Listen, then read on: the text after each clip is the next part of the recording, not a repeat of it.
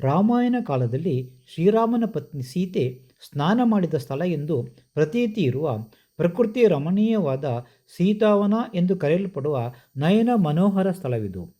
ಹಲವು ವಿಶೇಷತೆಗಳಿಂದ ಕೂಡಿರುವ ಈ ಸ್ಥಳದಲ್ಲಿ ವರ್ಷವಿಡೀ ನೀರು ಹರಿಯುತ್ತಿದ್ದು, ಮಳೆಗಾಲದಲ್ಲಿ ನೀರು ಕಡಿಮೆಯಾಗಿ ಬೇಸಿಗೆಯಲ್ಲಿ ಹೆಚ್ಚಾಗುವುದು ಇದರ ವಿಶೇಷ. ಈ ಸೀತಾವನ ಜಾಗದಲ್ಲಿ ಕಲ್ಲು, ನಾಣ್ಯ, ಮರದ ತುಂಡು ಹಾಗೂ ಇತರೆ ವಸ್ತುಗಳು ಹಾಕಿದರೆ 1 ವಾರದ ನಂತರ ಆ ವಸ್ತುಗಳ ಮೇಲೆ ಸುಣ್ಣದ ಅಂಶ ಬೆಳೆದು ಕಲ್ಲಾಗುತ್ತದೆ. ನೀರು ಹರಿಯುವ ಜಾಗದ ಸುತ್ತಲೂ ಸುಣ್ಣದಂತೆ ಭಾಸವಾಗುವ ಪಾಚಿ ಬೆಳೆದಿದ್ದು, ತೇವಾಂಶ ಎಷ್ಟಿದ್ದರೂ ಮಣ್ಣು ಜರುಗದಂತೆ ಕಲ್ಲಿನಂತಾಗಿದೆ.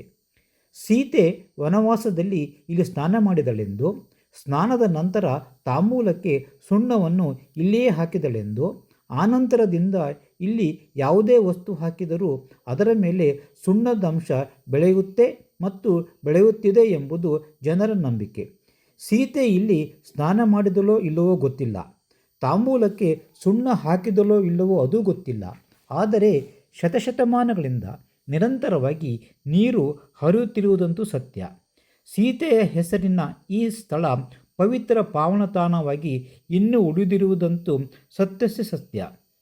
ಸೀತಾವನ ಎಂಬ ಹೆಸರಿನ ಈ ಮನೋಹರ ತಾಣಕ್ಕೆ ಪ್ಲಾಸ್ಟಿಕ್ ಮತ್ತು ಕಸಕಡ್ಡಿ ಸೋಂಕು ತಾಗದಂತೆ ಶುದ್ಧ ಮನ ಮತ್ತು ಶುದ್ಧ ಹಸ್ತದಿಂದ ಭೇಟಿ ಕೊಡಿ.